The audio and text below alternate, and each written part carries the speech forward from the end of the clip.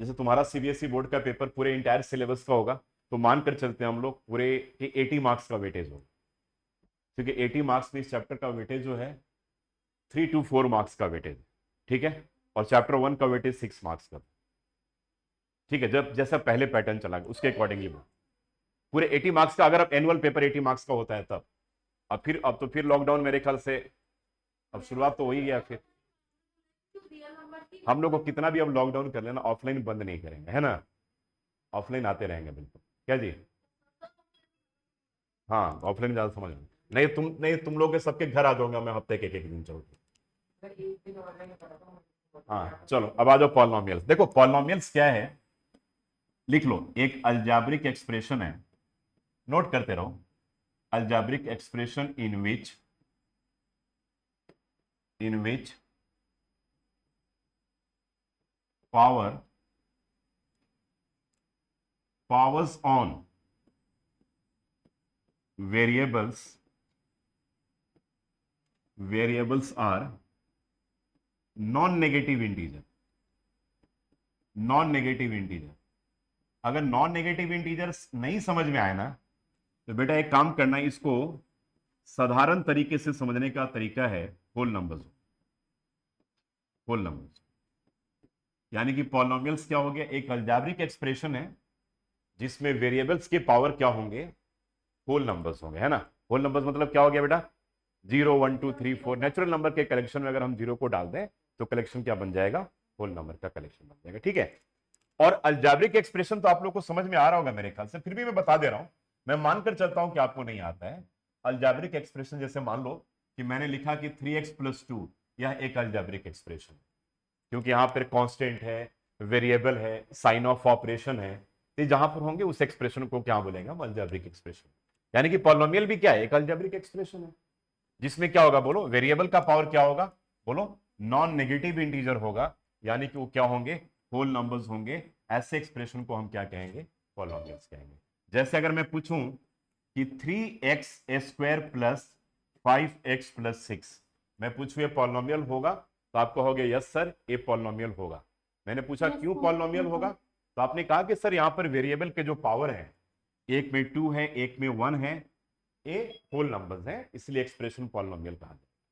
Got my point, ठीक है। अगर मैं ऐसा कह दूं कि -3x³ and +8x² and +9x+3, मैं पूछूं क्या है पॉलिनोमियल होगा, तो अगेन यू विल से कि yes it is a polynomial. क्यों पॉलिनोमियल है बोलो, क्योंकि x का पावर 3 है, होल नंबर है, x की पावर 2 है, होल नंबर है, x की पावर 1 है, होल नंबर है, यानी कि इनके पावर्स क्या है, होल नंबर। तो ये दोनों के दोनों एक्सप्रेशन क्या कहे जाएंगे, पॉलिनोमियल कहे जाएंगे। अगर मैं ऐसा लिख दूं कि 3x का पावर 1/2 एंड -3x, तो क्या पॉलिनोमियल होगा, ये पॉलिनोमियल नहीं होगा। क्यों नहीं पॉलिनोमियल होगा भाई, क्यों नहीं पॉलिनोमियल होगा बोलो, क्योंकि 1/2 जो है, थोड़ा बोलना पड़ेगा, चुपचाप नहीं बैठना बिल्कुल, क्योंकि यहां पर 1/2 जो है होल नंबर नहीं है, ठीक है, इसलिए पॉलिनोमियल नहीं होगा। अगर मैं ऐसा लिख दूं कि 4x की पावर -3 एंड +5x, पॉलिनोमियल होगा, नहीं होगा। क्यों नहीं पॉलिनोमियल होगा, क्योंकि x के पावर -3 है जो होल नंबर नहीं है, इसलिए ऐसे अलजेब्रिक एक्सप्रेशन को हम पॉलिनोमियल नहीं कहेंगे। ये बात क्लियर है, ठीक है। चलो जी अगले कॉन्सेप्ट के ऊपर हम आ जाते हैं। ये तो पॉलिनोमियल हो गया। पॉलिनोमियल के केस में जब हम पॉलिनोमियल्स को क्लासीफाई करते हैं, अब मेन यहां पर आते हैं क्लासिफिकेशन के ऊपर आ जाते हैं। तो क्लासिफिकेशन जो पॉलिनोमियल का करते हैं, तो हमारे पास दो ग्राउंड होता है। एक ग्राउंड को हम क्या कहते हैं, डिग्री, और एक का क्या होता है, टर्म्स। यानी कि पॉलिनोमियल्स को जो हम क्लासीफाई करते हैं डिग्री के बेस पे करते हैं, और सेकंड किसके बेस पे करते हैं बच्चे, टर्म्स के बेस पे करते हैं। ये टर्म्स के बेस पे करते हैं। डिग्री क्या होता है, कोई बताएगा मुझे, हाईएस्ट पावर, ठीक है। हाँ, तो ये बच्चे हो गया हाईएस्ट पावर। जैसे अब मान लो कि किसी पॉलिनोमियल का डिग्री अगर 1 हो, तो उस पॉलिनोमियल को हम क्या कहेंगे, लीनियर कहेंगे, ठीक है। अगर डिग्री 2 हो तो उसे हम क्या कहेंगे, क्वाड्रेटिक बोलेंगे। जरा ध्यान देना, क्वाड्रेटिक कहेंगे। किसी पॉलिनोमियल का डिग्री 3 हो तो उसे हम क्या बोलेंगे, क्यूबिक। बस हमें क्यूबिक तक ही पढ़ना है। और किसी पॉलिनोमियल का डिग्री अगर 0 हो तो उससे हम क्या कहेंगे, कांस्टेंट पॉलिनोमियल, कांस्टेंट कहेंगे। 4 वाले को बाई क्वाड्रेटिक कहते हैं, 4 वाले की 4 पढ़ना नहीं है, इसलिए 4 की बात नहीं करें, उसको बाई क्वाड्रेटिक कहते हैं। और डिग्री अगर 4 से ज्यादा हो गई, डिग्री अगर 4 से ज्यादा हो गई अगर ना, तो उसे हम नॉर्मली क्या कहते हैं, पॉलिनोमियल के नाम से ही जानते हैं। टू वाले को बाई क्वाड्रेटिक कहते हैं। अरे 2 वाले को क्वाड्रेटिक कहते हैं, 0 वाले को कांस्टेंट कहते हैं, 1 वाले को लीनियर कहते हैं, 2 वाले को क्वाड्रेटिक कहते हैं, 3 वाले को क्यूबिक कहते हैं, और 4 वाले को बाई क्वाड्रेटिक कहते हैं। ठीक है, तो हमें पढ़ना है लीनियर के बारे में, क्वाड्रेटिक के बारे में और क्यूबिक के बारे में। ठीक है, तो ये सारे पॉलिनोमियल, तो पॉलिनोमियल के बारे में टर्म्स के बेस पे, जब पॉलिनोमियल में केवल 1 टर्म हो तो उसे हम क्या कहते हैं, मोनोमियल कहते हैं। और जब पॉलिनोमियल में बेटा 2 टर्म्स हो तो उसे क्या कहते हैं, हम बाइनोमियल कहते हैं। और जब पॉलिनोमियल में क्या हो, 3 टर्म्स हो तो उसे क्या कहते हैं, हम ट्राइनोमियल कहते हैं। क्या कहेंगे, ट्राइनोमियल कहेंगे।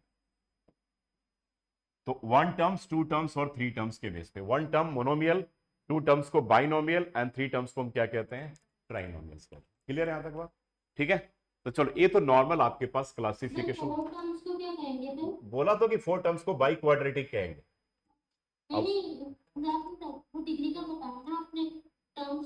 टर्म्स के नहीं, टर्म को नॉर्मली उसे हम पॉलिनोमियल वर्ड से ही डिफाइन करते हैं।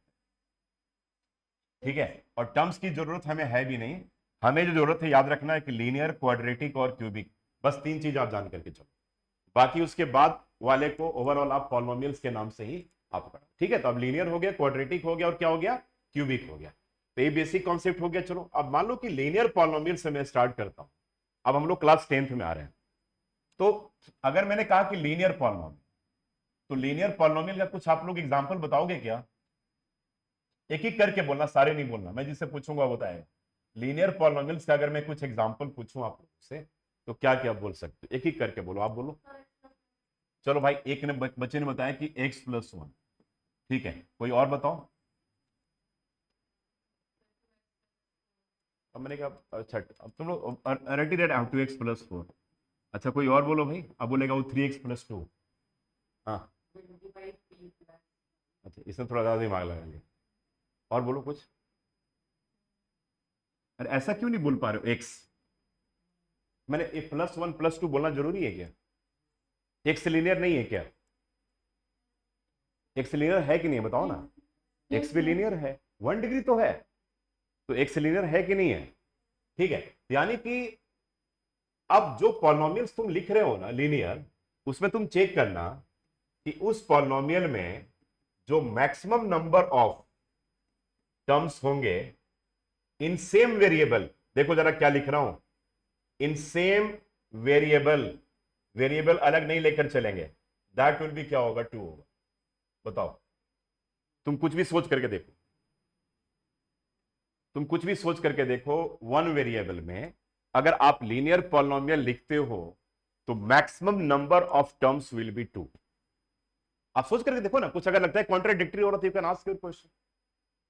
अब ऐसा नहीं बोलना कि x + y + z, because it is in different variables. I'm talking about in one variable maximum number of terms will be 2। होगा कि नहीं होगा, सोच लिए। अरे कुछ भी तुम लिखो ना, y+3। हाँ लगाना पड़ेगा, क्या लगाना पड़ेगा? अरे मैं कोई नंबर क्या लगाओगे भाई? ठीक है, तुम लिखोगे x + 3 + 2, ये 3 टर्म्स हुए क्या? ये क्या है, किसके बराबर है?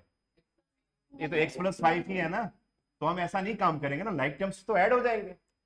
अब आप बोलोगे नहीं सर, मैं तो ये 5 टर्म्स भी हो सकते हैं। हम लोग कैसे भाई? तो आपने बोला 5x + 3x + 2 - 2x + x, ये क्या 5 टर्म्स होंगे क्या? ये तो लाइक टर्म्स है। 5 + 3 8, 8 - 2 6, 6 + 1, यानी कि 7x + 2 हो गया। तो यहां भी तो 2 ही टर्म्स में, मैंने बोला था यार कि maximum number of terms. What I told you, मैंने बोला कि किसी भी लीनियर पॉलिनोमियल में मैक्सिमम नंबर ऑफ टर्म्स जो होंगे 2 होंगे। हैं क्या?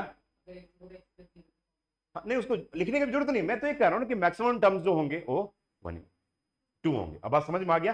तो किसी भी लीनियर पॉलिनोमियल में मैक्सिमम नंबर ऑफ टर्म्स जो होंगे वो क्या होंगे, 2। ये जरा पहले आप याद रखना, ठीक है। अब चलो जरा देखो जरा ध्यान से, मैं क्या बताने जा रहा हूं। अब अगर मान लो कि एक बच्चे ने लिखा कि भाई 2x + 1, एक पॉलिनोमियल लिख दिया। एक बच्चे ने लिखा कि 3x माइनस 5, चलो ये भी चल गया, लीनियर पॉलिनोमियल है। एक ने लिखा कि 5x, चलो ये भी लीनियर पॉलिनोमियल है। एक ने लिखा 7x प्लस, थोड़ा सा घुमा कर लिख रहा पाई बाई 2, ऐसा भी तो लिख सकता है, क्या दिक्कत है? पाई क्या है? रियल नंबर है, पाई बाई 2 भी तो होगा। यहां पाई बाई 2 कांस्टेंट का काम करेगा कि नहीं करेगा? यानी कि आप एक बात बताओ, आप यहां पर 5x को तुम क्या लिख सकते हो? 5x plus 0। तो आपने क्या देखा कि किसी भी लीनियर पॉलिनोमियल में, अब जरा मेरी बात हो रहा है, टेक्निकल टर्म पे आ रहा हूं मैं, किसी भी लीनियर पॉलिनोमियल में जो दो टर्म्स होंगे उसमें एक टर्म क्या होगा? कोएफिशिएंट ऑफ x होगा, अगर हम x लेकर कर रहे हैं तो। और अगला टर्म क्या होगा? बोलो, अगला टर्म क्या होगा? कांस्टेंट होगा। तो किसी भी लीनियर पॉलिनोमियल में एक बात दिमाग में लगा करके चलना, एक टर्म क्या होगा? कोएफिशिएंट ऑफ x होगा, और अगला टर्म क्या होगा? कांस्टेंट टर्म होगा। नहीं, अब मैं बताओ, यहां पर कोएफिशिएंट ऑफ x क्या है? जल्दी बताओ। 2 है। और यहां पे बच्चे कांस्टेंट टर्म क्या है? कांस्टेंट टर्म क्या है? That will B 1। इस केस में ये बताओ कि कोएफिशिएंट ऑफ x क्या है? That is 3। और यहां पर कांस्टेंट टर्म क्या है बच्चे? कांस्टेंट टर्म क्या है? -5, है ना? यहां पर आ जाओ, यहां पर कोएफिशिएंट ऑफ x क्या है? 5। और बच्चे यहां पे कांस्टेंट टर्म क्या है? कांस्टेंट टर्म क्या है? 0। यहां पर आ जाओ, कोएफिशिएंट ऑफ x क्या है? 7। और कांस्टेंट टर्म क्या है बच्चे? कांस्टेंट टर्म क्या हो गया? Pi by. एबीसी समझ में आ गया? तो दो चीजों को तुम क्या समझे जरा ये बताओ। अभी क्या दो चीजों को समझ पाए? एंजल क्या समझे? दो चीजें, दो चीजें क्या समझे अभी? यार बोलो तो आगे भाई, कि किसी भी लीनियर पॉलिनोमियल में maximum number of terms will be 2। मैं अभी खड़ा कर दूंगा अगर आप नहीं बताओगे तो। बिल्कुल, किसी भी लीनियर पॉलिनोमियल में क्या बोलो? Maximum terms will be 2 and one term will be क्या होगा? बोलो, coefficient of x and another term will be क्या होगा? कांस्टेंट। ये दो चीजें समझ में आ गया? बोलो, बात समझ में आ गया? अब चलो मान लो, अब मान लो हम आगे आते हैं, अगले बात पर आते हैं कि अगर हमने मान लिया कि कोएफिशिएंट ऑफ, देखो जरा, कोएफिशिएंट ऑफ x को अगर हम a मान लें, क्या मान लें? a। और कांस्टेंट टर्म को, अब देखते हैं कौन सही जवाब देता है। कांस्टेंट टर्म को अगर हम b मान लें, तो किसी भी लीनियर पॉलिनोमियल का जो जनरल फॉर्म होगा वो ax प्लस b के बराबर हो जाएगा। यस और नो? ये बात समझ में आई कि नहीं? किसी भी लीनियर पॉलिनोमियल का जनरल फॉर्म क्या हो जाएगा? ax प्लस b के बराबर हो जाएगा। यानी कि जहां पर याद रखना, a और b दोनों के दोनों क्या है बेटे? Real numbers. बोलो, दोनों के दोनों क्या होंगे? Real numbers. और एक कभी भी 0 के बराबर नहीं होगा। गॉट माई पॉइंट और नॉट? मैंने कहा कि एक कभी भी 0 के बराबर नहीं होगा। आप बोलोगे कैसे sir, how it is possible? आ जाओ यहां पर। अब मैं तुमसे अगर ये पूछूं, देखते हैं कितना जवाब, कि इस केस में a का वैल्यू क्या है? 2। बिल्कुल सही बात है, 2, क्योंकि x से कोएफिशिएंट a था। कांस्टेंट टर्म क्या है? 1। यहां पर a का वैल्यू क्या है? और b का वैल्यू क्या है? -5। Very good. यहां पर a का वैल्यू क्या है? और b का वैल्यू क्या है? 0 0 0 0। यहां पर a का वैल्यू क्या है? 7। b का वैल्यू क्या है? पाई बाई, है ना? अब मैंने क्या एक कंडीशन बोला, अब तुम चेक कर लो कि सारे के सारे a और b, सारे के सारे a और b, जितने भी a और b हैं, all are real numbers. Am I right और रॉन्ग?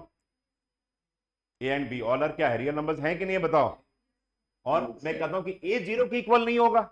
अब अगर मान लो कि अगर इस पार्ट को मैं 0 कर दूं, इस पार्ट को अगर 0 कर दूं, इस पार्ट को अगर 0 कर दें, इस पार्ट को 0 कर दें, तो क्या ये लीनियर पॉलिनोमियल लीनियर रह जाएगा? नहीं रह जाएगा। नहीं, क्या बन जाएगा? कांस्टेंट बन जाएगा। बात समझ रहे हो मेरी बात को? तो मैंने क्या कहा कि किसी भी, क्योंकि भाई जब ये पूरा पार्ट 0 हो जाएगा तो पॉलिनोमियल तो लीनियर नहीं रहेगा। उस केस में क्या बचेगा? केवल 1 बचेगा, तो कांस्टेंट हो जाएगा। This entire part will be 0, so polynomial will be constant. This part will be 0, so polynomial will be constant. This part will be 0, so polynomial will be constant. Got my point? एकदम बात clear है कि नहीं clear है? यहां तक logic समझ में आ गया? यानी कि क्या देखा हम लोगों ने कि किसी भी लीनियर पॉलिनोमियल का कोएफिशिएंट ऑफ एक्स ए होगा, कांस्टेंट टर्म बी होगा, जनरल फॉर्म ए एक्स प्लस बी होगा, और ए और बी बोथ विल बी क्या होंगे, रियल नंबर्स होंगे, और ए कभी भी जीरो के इक्वल नहीं होगा। यहां तक समझ में आ गया। और किसी भी लीनियर पॉलिनोमियल में मैक्सिमम नंबर ऑफ टर्म्स कितने होंगे, 2। पहला टर्म क्या होगा, कोएफिशिएंट ऑफ एक्स, बोलो ना, पहला टर्म क्या होगा, कोएफिशिएंट ऑफ एक्स, दूसरा टर्म क्या होगा, कांस्टेंट टर्म। ए और बी क्या होंगे, रियल नंबर। बी कभी ए कभी भी जीरो के इक्वल नहीं होगा। ये बात समझ में आ गया। अब अगर मैं आपसे ये पूछूं, अगर मैं आपसे ये पूछने लगूं कि एक बात बताओ बच्चों, अगर मैंने लिखा कि -3x + 8, तो यहां पर ए का वैल्यू क्या है, जल्दी बताओ। सर -3। हाँ, ए का वैल्यू बेटा -3 है, और बी का वैल्यू क्या है, 8। अब ए और बी समझ में आ गया। अगर मैं पूछा कि 5x + 3/2, मैं पूछूं कि ए का वैल्यू क्या है 5, और बी का वैल्यू क्या है 3/2। चलो, हाँ, यहां तक क्लियर है बिल्कुल। चलो जी, अब हम लोग आते हैं इसके बाद। ये कॉन्सेप्ट बिल्कुल क्लियर हो गया, बिल्कुल क्लियर हो गया कॉन्सेप्ट। चलो जी, अब अगले पार्ट में आ जाओ। अब यहां पर मैं आता हूं जीरोस। अब जरा ध्यान देना, zeros of the polynomial, zeros of the polynomial. अगर मैं तुमसे पूछूं बच्चों, जरा बताओ ध्यान से, अगर मैंने कहा, अब मैं तुमसे पूछ रहा हूं कि x + 2 is it a linear polynomial, एंजल तो you explain, x + 2 is it a linear polynomial, why it's a linear polynomial, because, बोलो बोलो बोलो, नहीं, why it's a linear polynomial, degree is 1 भाई, 1 डिग्री को लीनियर कहते हैं। उधर दिमाग में भाई थोड़ा अलर्ट रहना पड़ेगा। Degree is 1, so it's a linear polynomial. ठीक है, मैंने पूछा कि एक्स प्लस बी के फॉर्म पे है, एक्स प्लस बी के फॉर्म पे नहीं है। यस। तो यहाँ पर ए का वैल्यू क्या है, और बी का वैल्यू क्या है, 0। ए का वैल्यू 0 कहां से हो जाएगा भाई, ए का वैल्यू 1 हो गया ना, ए का वैल्यू 1 हो गया, बी का वैल्यू 2 हो गया बेटा। कोएफिशिएंट ऑफ x इज 1 बेटा, coefficient of x is 1, so the value of a is 1 and the value of b is 2, है कि नहीं। अभी बताओ सेकंड में मैं पूछूं कि -3x + 2 is it a linear polynomial, yes it's a linear polynomial. तो why it's a linear polynomial, degree is 1। ठीक है, मैं पूछूं कि x + b के फॉर्म में है, बोलोगे यस सर है। मैंने बोला कि a का वैल्यू क्या है, तो इससे -3, b का वैल्यू क्या है, +2, आप ही बोलोगे ना। ठीक है, यहां भी a का वैल्यू हमने क्या निकाल लिया, -3, और b का वैल्यू क्या हो गया 2। अब बताओ, मैं अगर तुमसे ये पूछूं कि x + 2 का 0 निकालना है, तो क्या बोलोगे। जब किसी भी पॉलिनोमियल का, नाइन्थ में पढ़े होगे यार, नाइन्थ में पढ़े हो, लीनियर तो पढ़े ही हो, कि जब किसी भी पॉलिनोमियल का हमें 0 निकालना होता था तो क्या करते थे, उस पॉलिनोमियल को 0 के इक्वल करते थे। याद आ रहा है, 0 मतलब समझ में आ रहा है, 0 क्या हो गया, 0 वह वैल्यू है जो पॉलिनोमियल को 0 बना देता है। मैं अगर तुमसे पूछूं कि x की जगह पे हम क्या रख दें कि ये पॉलिनोमियल 0 बन जाए, तो क्या बोलोगे, बिल्कुल सही बात है, वेरी गुड, -2, और +2 एक क्या हो जाएगा, 0 बन जाएगा, यानी कि -2 इसका क्या कहा जाएगा, 0 कहा जाएगा। ठीक है, तो आपने बेसिकली किया क्या, क्या किया यहां पर, आपने क्या किया भाई, तो x + 2 को 0 के बराबर कर दिया, नहीं, और 0 के बराबर करके क्या किया बताओ, यानी कि इसका 0 a आ गया, है ना, आगे समझ में। यानी किसी भी लीनियर पॉलिनोमियल का 0 बड़े आराम से निकाल सकते हो। अब चलो जरा तुम मुझे बताओ कि अगर मैं तुम्हें ऐसा पॉलिनोमियल दे दूं कि 5x + 3, जरा देखते हैं कितने लोग बता पाते हैं, -3x + 3, और यहां पे दे दिया 7x + 5, और यहां पे दे दिया हमने 5x, इन सबका हमें 0 निकालना। बताओ सुधी, आप बताओ बेटा, इस 5x + 3 का 0 क्या आएगा। हाँ बोलो बोलो बोलो बेटा, बोलो बोलो, ठीक, वेरी गुड, इसका बिल्कुल, इसका 0 x = -3/5, बिल्कुल सही बात आएगा। देखो जरा इसको समझो, मैं फिर कंक्लूजन पे आ जाऊंगा अचानक। तुम बताओ भाई, इसका 0 क्या आएगा, कर लो भाई, सब कर लो, इसको कर लो ना रात में। एक सेकंड बेटा, एक सेकंड, सबको बोलने का मौका दो। अरे -3x + 3 को 0 के इक्वल करो, तो -3x किसके बराबर, -3 के बराबर, तो x किसके बराबर, ये तो बेसिक सब है भाई, सॉल्व कर, ये नहीं आता है क्या सॉल्व करना, तो करो ना, जल्दी करके बताओ फिर क्या आ रहा है इसका। हाँ तो 1 आ रहा है, एकदम अलर्ट रहा करो क्लास में, नहीं तो मैं पीछे खड़ा कर दूंगा बिल्कुल। ठीक है, इसका जीरो क्या आएगा जल्दी बताओ। -5/7 यार, गलत मत बोला करो प्लीज, रिक्वेस्ट है, गलत नहीं बोला करो, गलत नहीं बोला करो बिल्कुल। x इक्वल्स टू क्या हो गया, -5/7। ठीक है, और इसका जीरो क्या हो, कोई बताएगा मुझे। -5 इसका जीरो जीरो ही होगा भाई, 5x को जीरो के बराबर करोगे तो 5 मल्टीप्लाई x है ना, तो जब मल्टीप्लाई इधर जाता है तो क्या होता है, डिवाइड होता है, इसलिए सर को जीरो हो जाए। हाँ तो दैट विल बी जीरो, -5 नहीं होगा, तो यानी कि यहां पर x इक्वल्स टू क्या होगा, जीरो होगा। ये समझ में आ रहा समझ में आया जी, समझ में कि नहीं आया, बोलो ना, हाँ तो ना बोल तो लिया करो कि हाँ और ना में। ठीक है, अब बताओ तुम जरा, दर्शन बताओ, -7x + 7 का जीरो क्या होगा, हाँ जल्दी निकालो। 1 होगा ना जीरो इसका, चलो ठीक है। अब तुम लोग देखो, जीरो निकालने का कॉन्सेप्ट तो क्लियर हो गया, अब मुझे बताओगे, देखते कितने लोग, just you have to raise your hand. अब मैं मेन बात पे आ रहा हूं, अगर इसका जीरो निकालना हम सीख गए, तो मैं अगर तुमसे पूछूं कि मेरे बच्चे ax + b का जीरो क्या होगा,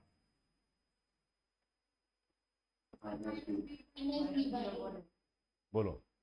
जहां पर a और b रियल नंबर, तो क्या होगा, -b/a होगा। तो यानी कि आप क्या करोगे, इसको भी जीरो के बराबर करोगे, तो यानी कि ax इक्वल्स टू क्या होगा, बोलो -b, x इक्वल्स टू क्या होगा, -b/a होगा।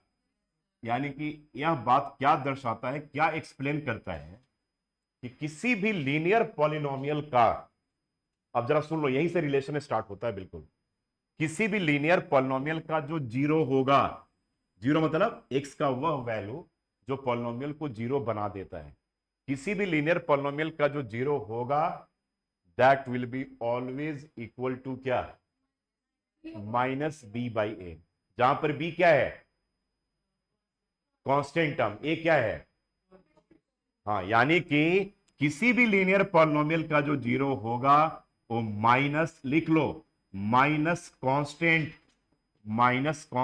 टर्म अपॉन कोएफिशिएंट ऑफ क्या, x के बराबर हो। आप समझ में आ रहा है कि नहीं आ रहा है, ये बात बताओ। यानी कि किसी भी लीनियर पॉलिनोमियल का जो जीरो होगा, that will be always equal to क्या होगा, x इक्वल्स टू -b/a, और इसको क्या लिख सकते हैं दूसरे लैंग्वेज में, बोलो, minus constant term upon coefficient of x के बराबर हो। अब मैं इसको वेरीफाई करके दिखा रहा हूं, ठीक है, चलो भाई। अब मैंने आपको एक क्वेश्चन दे दिया, क्वेश्चन नोट करो, कि find the zero of the following, find the zero of the following linear polynomial and verify its relationship with its coefficient। यानी कि अब मैं एक बार थोड़ा इसको सिंपल लैंग्वेज में समझा दे रहा हूं। अगर कोई आपसे पूछे, सुन लो, कोई अगर आपसे पूछे कि बच्चे लीनियर पॉलिनोमियल का जीरो और उसके कोएफिशिएंट के बीच में क्या रिलेशन है, तो आप क्या बोलोगे कि सर लीनियर का जो जीरो होता है वो -b/a के बराबर। मेरी बात समझे कि नहीं समझे, समझ गए क्या बोला मैंने, कि किसी भी लीनियर पॉलिनोमियल का सर जो जीरो होगा, यानी कि जो x का वैल्यू होगा हमेशा किसके बराबर होगा, -b/। अब बस यही याद रखना है कि लीनियर का जीरो क्या होगा, -b/a के बराबर। ये तो क्या होगा, -b/a के बराबर। ठीक है, तो अब याद है जहां पर b क्या है और a क्या है। चलो जी, अब मैं देखो क्वेश्चन क्या दे रहा हूं, जरा ध्यान से। क्वेश्चन रिपीट करो। हाँ, मैंने बोला बेटा कि किसी भी लीनियर पॉलिनोमियल का जो जीरो होगा, मतलब जो x होगा, वो ऑलवेज -b/a के बराबर, बस ए रिलेशन है। इसको हम कहेंगे, लिख लो, relationship between zero and, note कर लो, कोएफिशिएंट। लीनियर के केस में। अब इसी के आगे बाद में मैं क्वाड्रेटिक स्टार्ट करूंगा, लेकिन लीनियर जब समझ जाओगे तो क्वाड्रेटिक में टाइम नहीं लगेगा, नहीं तो क्वाड्रेटिक समझ ही नहीं पाओगे।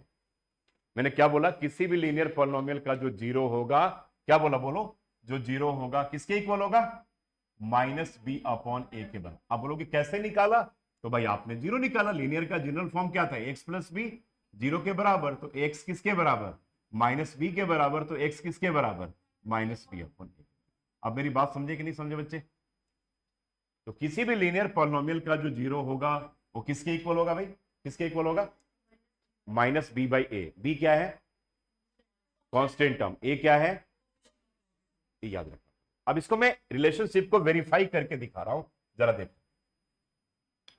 मैंने एक इक्वेशन लिखा माइनस 3x प्लस 5, जरा सुनो। सेकेंड लिखा 5x प्लस 3, देखो बट इंटरेस्टिंग है। थर्ड लिखा हमने 7x, और फोर्थ लिखा हमने माइनस x माइनस 2। चलो अब मैं आपसे पूछ रहा हूं, चलो पहले पॉलिनोमियल का तुम जीरो निकालो, इसका जीरो क्या होगा बताओ जल्दी, इसका जीरो क्या होगा, तो करके बताओ ना भाई, वर्बली क्यों बताते हो यार, मैं भाई फिर गुस्सा आता है मुझे। करके बताओ ना क्या रहा है, इसका जीरो क्या रहा है, अभिनव इसका जीरो क्या रहा है, हाल हो गया भाई,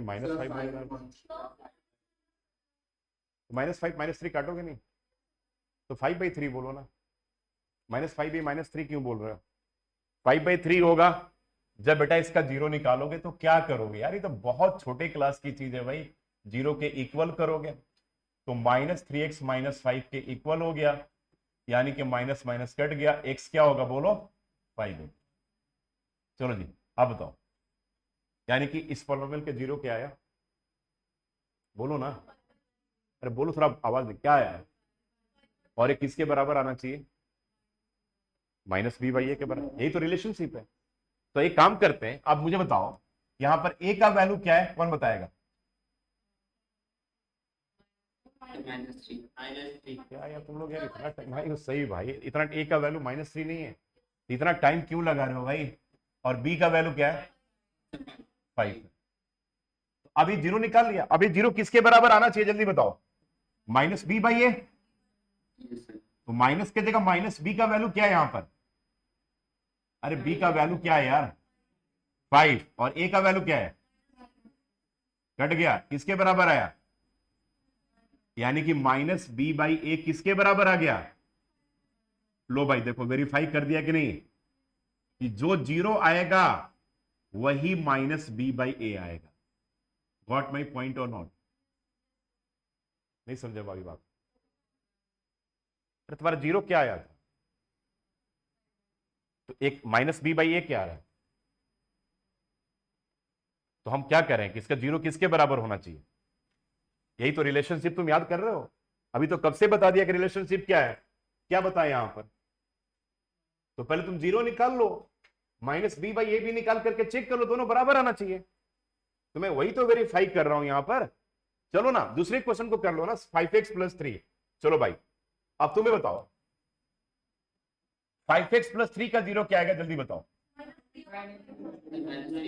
अब समझ में आ गया, तो आप क्या करोगे, इसको जीरो के बराबर करते हो कि नहीं करते हो जीरो निकालने के लिए, तो 5x माइनस 3 के बराबर, और x क्या आएगा -3/5 के बराबर। चलो भाई आप बताओ मुझे यहां पर a का वैल्यू क्या है 5, b का वैल्यू क्या है, चलो भाई अब चेक करते हैं, minus B by A check करते हैं, तो माइनस की जगह माइनस बी का वैल्यू क्या है, और a का वैल्यू क्या है, तो लो भाई माइनस बी बाई ए किसके बराबर आ गया, माइनस बी बाई ए किसके बराबर आ गया, और x किसके बराबर आ गया -3, दोनों बराबर आए कि नहीं। देयरफॉर हम क्या लिख सकते हैं बताओ, कि जो जीरो होगा वो किसके बराबर होगा, माइनस बी बाई ए के बराबर। मतलब मैंने वेरीफाई करके दिखा दिया भाई कि किसी भी लीनियर पॉलिनोमियल में जो उसका जीरो होगा वो हमेशा क्या होगा, माइनस बी बाई ए के बराबर होगा। अभी भी नहीं समझे, आया समझ में। चलो जी एक और क्वेश्चन ले लो। अब यहां पे कह रहा है कि 7x, अब बताओ कि 7x का जीरो क्या होगा जल्दी बताओ। चलो भाई 7x का जीरो, जीरो के पे x क्या होगा जीरो, क्योंकि 7 नीचे हो जाएगा ना जीरो, तो चलो इसका जीरो जीरो हो गया। अब मुझे बताना इसमें कि इस 7x में a का वैल्यू क्या है, वेरी गुड। हाँ, अब बी का वैल्यू क्या है? 0, क्योंकि कांस्टेंट है नहीं तो 0 हो जाएगा। ठीक है, तो हमने 0 तो निकाल लिया, 0 आ गया। अब चेक करते हैं कि माइनस बी बाई ए क्या आता है। तो माइनस की जगह, माइनस बी की जगह पे क्या लिखोगे? 0। ए की जगह पे क्या लिखोगे? 7। तो क्या आ गया? 0। तो क्या आ गया बेटा? माइनस बी बाई ए किसके बराबर? 0 के बराबर। तो क्या देख लिया हम लोगों ने? बताओ कि जो इसमें 0 होगा वो किसके बराबर होगा? माइनस बी बाई ए के। समझ में आया? अभी भी नहीं समझ में आया? आ गया समझ में? क्या समझे यहां पर कि किसी भी लीनियर पॉलिनोमियल के केस में जो उसका 0 होगा वो ऑलवेज क्या होगा? माइनस बी बाई ए के बराबर। बी बोले तो कांस्टेंट टर्म और ए बोले तो कोएफिशिएंट ऑफ एक्स। तो इसको हम दूसरे लैंग्वेज में क्या लिखते हैं? एक्स इक्वल्स टू, बोलो, माइनस, बताओ, माइनस कांस्टेंट टर्म अपॉन क्या? अपॉन क्या? बोलो, कोएफिशिएंट ऑफ क्या बोलेंगे? एक्स के बराबर। ये रिलेशनशिप समझ में आया? बात क्लियर है? नहीं क्लियर? क्लियर है? चलो जी, अब हम लोग इसके बाद आते हैं कि graphical presentation of a linear polynomial. लिखो, नोट करो, ग्राफिकल प्रेजेंटेशन। जब लीनियर समझ जाओगे ना तो क्वाड्रेटिक में बिल्कुल टाइम नहीं लगेगा। Graphical presentation of the linear polynomial, जरा ध्यान से सुनना इस बात, ठीक है? Graphical presentation of the linear polynomial.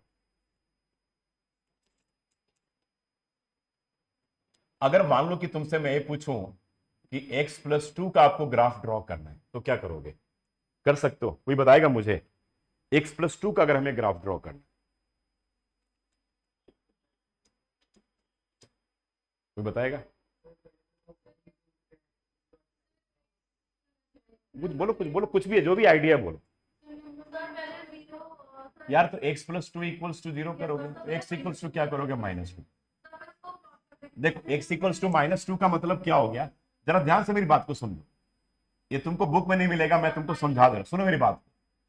तो आप यहां पर बेटा क्या रखोगे? x, और यहां पे y रखो। x तो -2 ही है ना, यहां भी -2, यहां y जो भी ले लो, 3, 5 जो भी ले लो। इसका सॉल्यूशन यूनिक होता है, क्लास 9th में पढ़े होगे कि मैंने y की किसी वैल्यू के लिए x विल बी ऑलवेज -2। अब चलो, मैं तुमसे पूछूं कि x+2 का 0 क्या होगा तो क्या बोलोगे?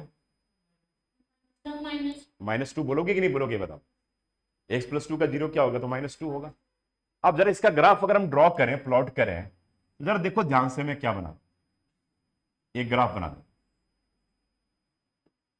ये x एक्सिस है और ये y एक्सिस है बेटा। यहां पे -1 और यहां पे -2 आया। तो पहला वैल्यू क्या? -2, और यहां पे मैंने क्या किया? 1, 2, 3, 4 और 5। तो ऐसे ले लिया, 1, 2, 3, 4 एंड 5। तो -2 और क्या? 3 है। तो यहां वैल्यू आया ना? बता, एक सेकेंड, यहां वैल्यू आया कि नहीं? बोलो। और दूसरा वैल्यू क्या? -2 एंड 5 है। यहां वैल्यू आया कि नहीं? बताओ, आ गया। अब जो लाइन हम ड्रॉ करते हैं, ये लाइन जो हम ड्रॉ कर रहे हैं, देखो ऐसे आएगा कि नहीं? आएगा। अब मैं तुमसे पूछूं अगर कि ये लाइन एक्स एक्सिस को किस पॉइंट पे इंटरसेक्ट कर रहा है तो क्या बोलोगे? -2 पे बोलोगे ना? पक्का? यानी कि देखो, यही इसका 0 है। मेरी बात समझे आप यार? कि जिस पॉइंट के ऊपर एक्स एक्सिस के ऊपर इंटरसेक्ट करेगा दैट पॉइंट विल बी 0। यानी कि इस वाले वैल्यू को हम रख देंगे तो वो इक्वेशन 0 बन जाए। मेरी बात समझे कि नहीं? बात समझे? बात समझ में आ रहा है कि मैं क्या कहने की कोशिश कर रहा हूं? यानी कि इसका 0 होगा।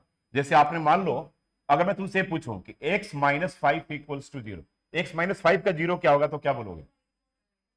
5 बोलोगे? बोलोगे नहीं बोलोगे? बताओ।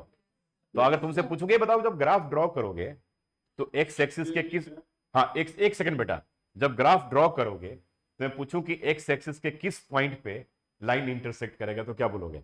5 पे। ये समझ में आ गया? तो इसका ग्राफिकल प्रेजेंटेशन होता है। हाँ बोलो, क्या पूछ रहे थे हम? सर एक्स का समझ आ गया सर, लेकिन ये वाई में 3 और 5 कैसे आया? नहीं, मैं वाई में आएगा तो वाई एक्सिस की बात करेंगे। अभी मैं उसी पॉइंट पे आ रहा हूं, अभी उसी पॉइंट पे आ रहा हूं। ठीक है, तो ये समझ में आ रहा ग्राफ क्या होगा इसका? तो मैं अगर मान लो ऐसा पूछूं कि -3x प्लस, मान लो कि -3x + 6, अब बताओ इसका 0 क्या होगा? जल्दी बताओ भाई। -3x + 6 का 0 क्या होगा अभिनव? सर 2। वेरी गुड, 2 होगा। 2 होगा कि नहीं होगा भाई? 2 तो मैं अगर आपसे पूछूं कि यार इस लाइन को अगर हम ग्राफ पे रिप्रेजेंट करें तो एक्स एक्सिस को किस पॉइंट पे इंटरसेक्ट करेगा, तो क्या बोलोगे? 2 पे करेगा। अब बात समझ में आ गया? 2 पे करेगा। समझ में आ गया कि नहीं? बात समझ में आ रहा? यानी कि 2 पे करेगा, यानी कि -3x इक्वल्स टू -6, तो x इक्वल्स टू क्या होगा 6/3, तो दैट विल बी 2, यानी कि इसका 0 2 होगा। तो जो 0 होगा उसी पॉइंट पे क्या करेगा, ये इंटरसेक्ट करेगा। अब मेरा तुम लोगों से एक क्वेश्चन है कि क्या लीनियर पॉलिनोमियल का, अभी हम लोगों ने क्या देखा, इतने सारे सम्स देखे हमने। देखो यहां 0 निकाला तो क्या आया बोलो, -2। यहां 0 निकाला तो क्या हुआ 2। देखो चेक करते रहो पीछे, यहां 0 निकाला तो क्या हुआ 0। और कहीं है? चलो और नीचे देख लो, यहां 0 निकाला तो क्या हो गया -3/5। और चेक करो, यहां 0 निकाला तो -5/3, यहां -3/5, यहां क्या आ गया 0, और इसका 0 क्या आ गया -2 आया। सब जितने भी पॉलिनोमियल हम लोगों ने डिस्कस करे, सबके कितने 0 आ रहे थे? एक ही जगह, है ना? ये बात समझ में आ गया? किसी का 0 2 नहीं आया। आया क्या? 2 नहीं आया। यानी कि एक बात और भी समझ में आ गया कि भाई जब डिग्री 1 है तो पॉलिनोमियल लीनियर है। बोलो लीनियर है, यानी कि लीनियर पॉलिनोमियल के एटमोस्ट क्या होंगे 1 0। अब बात समझना, जब कंक्लूजन में क्या निकाल रहा हूं जरा इसको समझो। अब आ जाओ इस पार्ट को नोट कर लो। अब लिखो दस वी कंक्लूड दैट, लिखो यहां पर thus we conclude that, thus we conclude that linear polynomial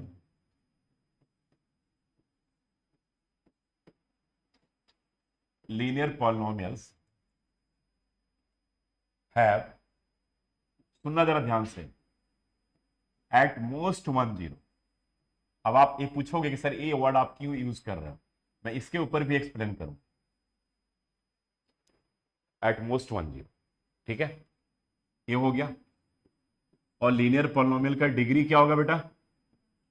degree will be 1, degree भी 1 होगा। इसका ग्राफ कैसा आएगा? ग्राफ देख लिया आप लोगों ने, ड्रॉ तो करके दिखा तो दिया।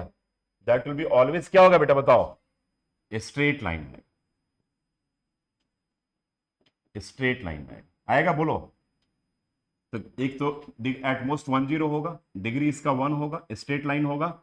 और चौथा रिलेशन आपको याद रखना है कि relationship between zeros, zero and coefficient के बीच में क्या रिलेशन है बताओ? अब तो रट गए हो। हाँ बोलो क्या होगा? x इक्वल्स टू -b/a, यानी कि जो x होगा वो माइनस, क्या बोलो, माइनस कांस्टेंट टर्म अपॉन क्या होगा बेटा? कोएफिशिएंट ऑफ x के बराबर। ये लॉजिक समझ में आया कि नहीं? ये लॉजिक समझ में आया कि नहीं? ये बात समझ में आ गया? पूरे पॉइंट क्लियर हो गए? पूरा पॉइंट क्लियर हो गया कि लीनियर पॉलिनोमियल के केस में एटमोस्ट 1 0 होंगे, डिग्री इसका 1 होगा। आर आर आर आर आ रहा हूं, स्ट्रेट लाइन होगा, line, and zero of coefficient क्या होगा? x जो होगा that will be always equal to -b/a के बराबर। यहां तक बात क्लियर हो गया? बिल्कुल। चलो जी, अब इसके बाद देखो, अगर मान लो, सुनो, तुम जैसे इसने पूछा भव्यजीत ने कि सर अगर हम y+2 लिख दे तब क्या होगा? बहुत अच्छा क्वेश्चन था इसका कि सर अगर हम y+2 लिखे तो क्या होगा, और एक लिखा कि x+2 लिखे तो क्या होगा। आप बता सकते हो क्या कि दोनों में क्या डिफरेंस? कोई बता सकता है मुझे कि दोनों में क्या डिफरेंस? अभिनव आप बता सकते हो? सुधी, अब सुधी आप बता सकते हो बेटा दोनों में क्या डिफरेंस? जरा सोच करके बताओ। कोई अरे गलत बोलोगे ज्यादा होगा तो क्या दिक्कत? हाँ देखो, अरे जवाब सही नहीं देंगे तो गलत देंगे, क्या दिक्कत है? बोलना तो चाहिए। अरे ये वेरिएबल डिफरेंट थोड़ी, अभी मत बोलोगे नहीं सर एक में x एक में y है, ये क्या हो गया? सर एक्सिस का डिफरेंस है। सुनो, जब हम, मेरी फिर से बता दो, जब हम वेरिएबल x लेंगे ना, तो एक बात याद रखना कि जब हमें जीरोस फाइंड करना हो उस केस में क्या करेंगे? x एक्सिस को देखेंगे। समझ में आ गया मैं क्या बोल रहा हूं? और जब वेरिएबल y लेंगे तो किसको देखेंगे? वाई एक्सिस को देखेंगे। अब देखो मैं क्यों बता रहा हूं, जरा ध्यान सुनना है, ये सब टेक्निकल पार्ट है, पॉलिनोमियल आसान चैप्टर नहीं है, रियल नंबर नहीं है, ये थोड़ा डिफिकल्ट चैप्टर है, सोचना पड़ेगा। क्या बोला मैंने कि जब बेटा हम x+2 लेंगे तो आप नोट कर लो, हम x एक्सिस को देखेंगे, और जब y+2 लेंगे तो क्या करेंगे बताओ, y एक्सिस को देखेंगे। ठीक है, वो फाइंडिंग जीरो को फाइंड कर,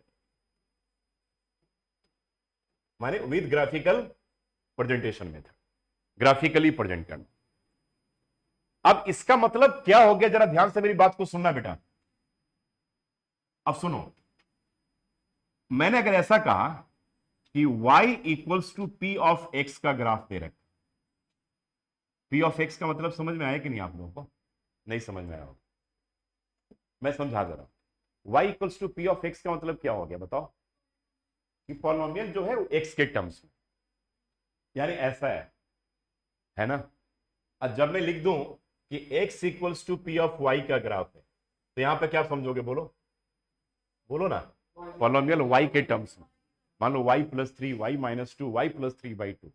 ठीक है, अब सुनो जरा यहां पर, तो आप इसको ऐसे लिख लो, p ऑफ y का ग्राफ हो तो हम y एक्सिस चेक करेंगे, p ऑफ x का ग्राफ हो बेटा तो क्या चेक करेंगे, x एक्सिस चेक करेंगे। बस ये नोट कर लेना, ये बड़ा टेक्निकल चीज है, मैं अभी ग्राफ बता रहा हूं आपको। चलो आप देखना, अब मेरा क्वेश्चन आपसे जरा दिमाग लगाना, बड़ा इंटरेस्टिंग क्वेश्चन पूछ रहा हूं। मैं फिर से बोल दे रहा हूं कि जब हम पॉलिनोमियल को y के टर्म्स में देखेंगे तो ऐसे देखेंगे, फिर हम y एक्सिस के ऊपर चेक करेंगे, और जब x में देखेंगे तो p ऑफ x करना, यहां पर हम x एक्सिस को देखेंगे, है ना। चलो, तो अब मैं अगर ऐसा मानता हूं कि एक हमारे पेपर में क्वेश्चन आ गया सीबीएसई बोर्ड में, सीबीएसई बोर्ड का क्वेश्चन अब तुमको मैं करवा रहा हूं, देखो अब सीबीएसई बोर्ड में ऐसा आया क्वेश्चन है, ये आ गया ग्राफ दिया, जरा ध्यान से मेरी बात को सुनना।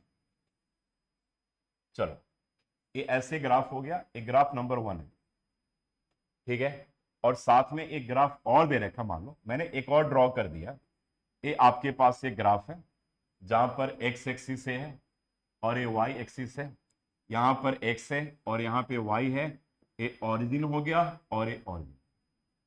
ठीक है, अब देखो तुम्हारे पास ग्राफ क्या दे रखा है, जरा ध्यान सुनना मेरी बात, ऐसे दे रखा है, ये लाइन है और ये लाइन है। सुनो, एक ग्राफ में और ड्रॉ कर देता हूं ताकि और बेटर तरीके से क्लियर हो जाएगा। एक ग्राफ यहां पे ड्रॉ, ये ऐसा है, आपको हैंड रेज करने हैं, कौन इसका आंसर बताएगा। और एक हमारे पास ऐसे है लाइन, देखो, और ये सीबीएसई बोर्ड का क्वेश्चन बता रहा हूं, ये सीबीएसई बोर्ड का, ठीक है। 3 ग्राफ हमने ड्रॉ कर दिए, ये फर्स्ट है, इसको फर्स्ट ले लो, इसको सेकंड ले लो और इसको थर्ड ले लो, ठीक है। अब यहां पे मैंने कहा कि y = बीच में नहीं बोलोगे, p ऑफ x का ग्राफ, ठीक है। यहां बोला मैंने कि x = p ऑफ y का ग्राफ, ठीक है। यहां बोला मैंने कि x = p ऑफ y का ग्राफ है भी, और यहां बोला मैंने कि y = p ऑफ x का ग्राफ। और पेपर में क्वेश्चन आ गया कि find the number of zero in the given polynomial, कि कितने इसके जीरो होंगे। आप बताओ जरा मुझे कि अब पहले ग्राफ के, मैं इस ग्राफ के ऊपर आता हूं जो बड़ा वाला ग्राफ है, ये x = p ऑफ y का ग्राफ है। अब देखते हैं कौन बताता है, x = p ऑफ y का ग्राफ, बड़ा टेक्निकल चीज है बेटा, देखो जरा, x = p ऑफ y का ग्राफ है, सुन लो जरा ध्यान से, ये p ऑफ y का ग्राफ है, जरा ये रूल को नोट करना, जब p ऑफ y का ग्राफ है तो हम y एक्सिस को चेक करेंगे, जब p ऑफ x का ग्राफ है तो x एक्सिस को चेक करेंगे। समझ मेरी बात, नहीं समझे मेरी बात, नहीं समझ में आ रहा? अरे जो p के साथ लिखा हुआ है ना, x लिखा हुआ है तो x एक्सिस को चेक करें, p के साथ अगर y लिखा है तो किसे चेक करेंगे, y एक्सिस को चेक करेंगे। अब मुझे बताओ, तुम बताओ एंजल, तो मैं अगर एक क्वेश्चन तुम्हारे पास आए तो क्या कहें, इसमें नंबर ऑफ जीरो कितने होंगे, मैं वही तो पूछ रहा हूं, हैं? आप बताओ अभिनव। यस सर, सर इसमें जीरो होंगे सर, क्योंकि वो y एक्सिस को intersect बिल्कुल नहीं सही कर बात रही है। श्रुति, श्रुति क्लियर है बेटा कॉन्सेप्ट? Yes sir. इसमें कोई जीरो नहीं हो, समझ में आया? यानी कि इसके नो जीरो। अब कोई रीजन पूछे क्यों नहीं होगा भाई, तो क्या बोलोगे कि sir a P of Y का ग्राफ है sir, so we will check Y axis. तो वाई एक्सिस को कहां कट कर रहे हैं? तो एक्स को कट कर रहा है, इसलिए इट हैज नो जीरो। समझ में आ गया? बात समझ में आ रहा है कि नहीं आ रहा है? आप बताओ a y equals to P of x का ग्राफ है तो क्या होगा?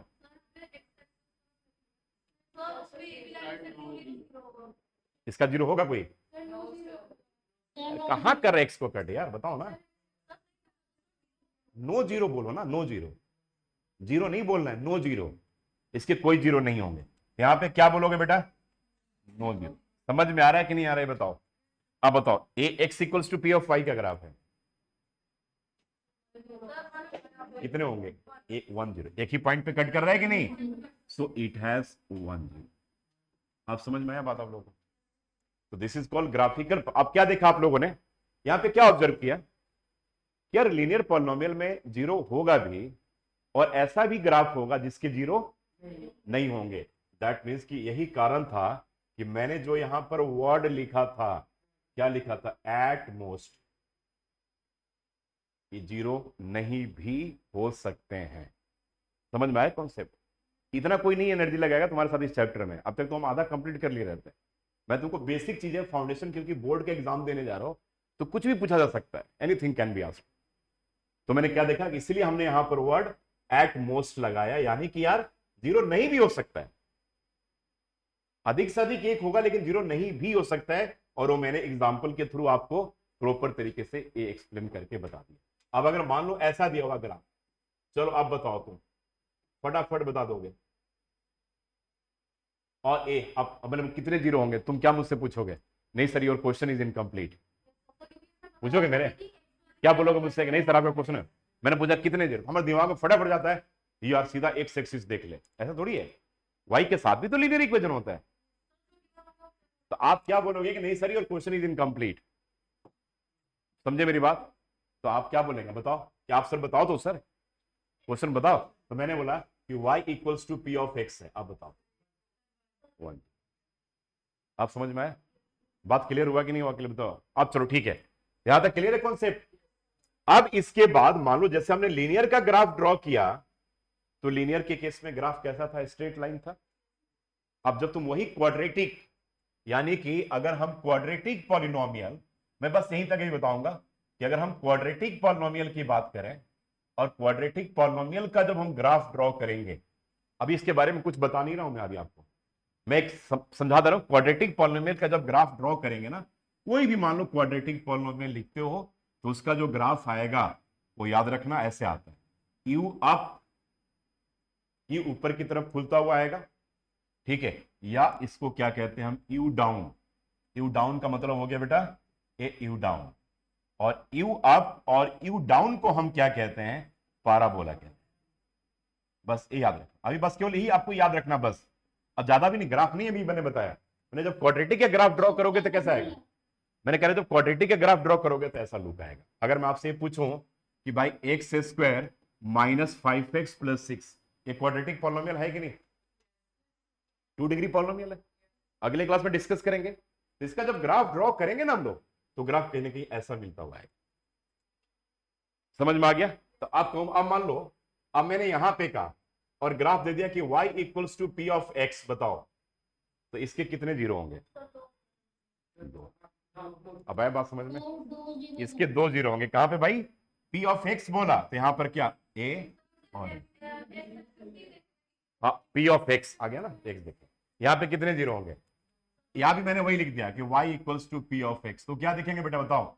2 है। और अगर मैं ऐसा ग्राफ बना दूं, ऐसा ग्राफ ड्रॉ कर दूं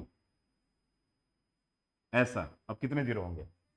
1 1 1, एक ही पॉइंट पे। तो यहां पर क्या होगा? 1। y equals to P of X है तब। समझ में आया कि नहीं? और अगर हम ऐसा ग्राफ बना दें, इस ग्राफ को ड्रॉ कर लें ऐसे, तो कितने जीरो होंगे? 1, यहां भी 1 होगा, यानी यहां पे क्या होगा? 1 0। समझ में आया बात कि नहीं? तो नो जीरो। इसमें जब भी आएगा ना तुम्हारा y equals to P of x का, अगर तुम्हारे पास अगर x equals to P of y का ग्राफ है, बहुत बार जीरो कॉमन भी होते हैं, तो उस केस में भी 1 आएगा। मेरी बात समझे? हाँ, ऑरिजिन में हो गया तो दोनों के लिए कॉमन हो जाएगा ना, फिर हाँ कॉमन हो जाएगा ना दोनों के केस में। लेकिन ठीक है, वो ऐसा क्वेश्चन नहीं आएगा। क्वेश्चन कैसा आएगा कि ऐसा आ जाएगा और ए दे रखा होगा कि x equals to P of y लो, तो आप तुम क्या चेक करोगे? y एक्सिस चेक करो। समझ में आ गया? और y एक second, y equals to P of x आए तो क्या लिखोगे? मेरी बात समझे कि नहीं समझे? अब तुम निकालो तुम्हारा पहला एक्सरसाइज। हाँ, ये दिया मेंशन होगा बेटा, 100% मेंशन होगा। y equals to P of x mention होगा, x equals to P of y 100% mention होगा। अब आ जाओ आप लोग 2.1 एक्सरसाइज एनसीईआरटी निकालो। हाँ देख रहे तुम बताओ ना, अब तो बता दो। एक्सरसाइज हो गया तुम्हारा, चेक करो जल्दी जल्दी बता दो। एक्सरसाइज 2.1।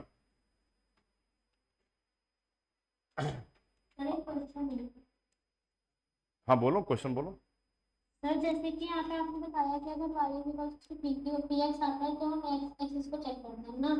तो अगर हमें y इक्वल्स टू px आया है और फिर जो डॉट जो u बना है वो सिर्फ x पे बना है, तो उसका तो जीरो ही होगा ना आंसर।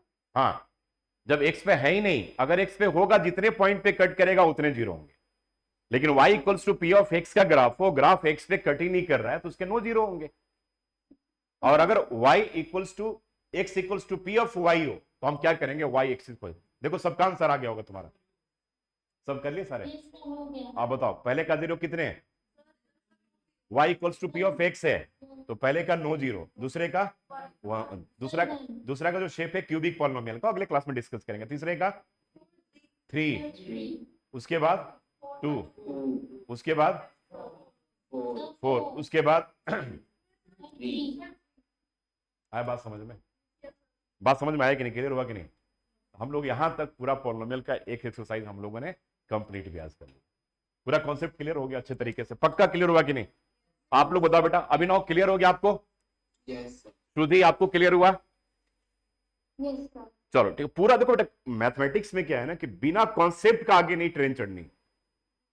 कॉन्सेप्ट देखो, आज तो पूरे क्लास में अब तुम विश्वास करोगे, अब बोलूंगा तुम आश्चर्य करोगे। मैंने अभी क्लास 10th स्टार्ट ही नहीं किया, बस केवल यही करा। लीनियर क्यों करवाया तुमको समझ में आया? कि लीनियर से हम बार बार क्या करेंगे ना, क्वाड्रेटिक को कोरिलेट करेंगे। जैसे लीनियर में क्या देखा हम लोगों ने कि एटमोस्ट कितने जीरो, बोलो बोलो ना, एटमोस्ट कितने जीरो? 1 जीरो। और लीनियर में जीरो और उसके कोएफिशिएंट के बीच में क्या रिलेशन होगा? आप बोलो ना, बोलो। एक सेकंड से पूछ रहा हूं, आप बोलो। बोलो कि x equals to minus B upon है। बी क्या होता है लीनियर में और a क्या होता है? हाँ, तो x equals to minus B by A, that equals to minus constant term upon coefficient of. Linear के एटमोस्ट कितने जीरो होंगे? 1 जीरो होंगे। वहां पर a और b क्या होते हैं? दोनों रियल नंबर होते हैं, होंगे। और a not equals to zero होता है। ग्राफ कैसा होगा? स्ट्रेट लाइन होगा। एटमोस्ट कितने जीरो निकलेंगे? 1 निकलेंगे। अगर x equals to P of y का ग्राफ हो तो क्या करेंगे? और y equals to P of x का ग्राफ हो तो क्या चेक करेंगे? क्वाड्रेटिक के केस में एटमोस्ट कितने जीरो निकलेंगे? 2। अभी क्वाड्रेटिक में कुछ बताया नहीं, मैं केवल ग्राफिकल प्रेजेंटेशन बता दिया। ठीक है, यहां तक क्लियर है? हाँ बोलो। क्वाड्रेटिक में डिग्री कितने? हाँ, टर्म्स 3 होंगे, मैक्सिमम टर्म्स 3 होंगे। बिल्कुल सही बात। जितनी डिग्री प्लस 1 उसके मैक्सिमम टर्म्स होते हैं। कोई पूछे क्यूबिक, तो क्यूबिक का डिग्री 3 प्लस 1 उसके मैक्सिमम 4 टर्म्स होंगे। डिग्री अगर 5 हो तो मैक्सिमम कितने टर्म्स होंगे? 6 टर्म्स होंगे। वो डिग्री से कोरिलेट करो। अभी आगे करेंगे हम लोग उसको भी। तो आज का टॉपिक यहीं तक है। बिल्कुल क्लियर है? कोई डाउट तो नहीं है? सर ऐसा भी होता है कि जितनी डिग्री होती है उसके एक ज्यादा में टर्म्स होते हैं। वही तो बोल रहा हूँ, और क्या बोल रहा हूँ। डिग्री 1 तो टर्म उसके 1 + 1 2। डिग्री 2 तो टर्म्स 2 + 1 3। डिग्री 3 तो टर्म्स 3 + 1 4। ठीक है, इस तरीके से टर्म्स होंगे। अब यहां तक सारा कॉन्सेप्ट क्लियर है ना? पक्का क्लियर है? कोई डाउट तो नहीं है?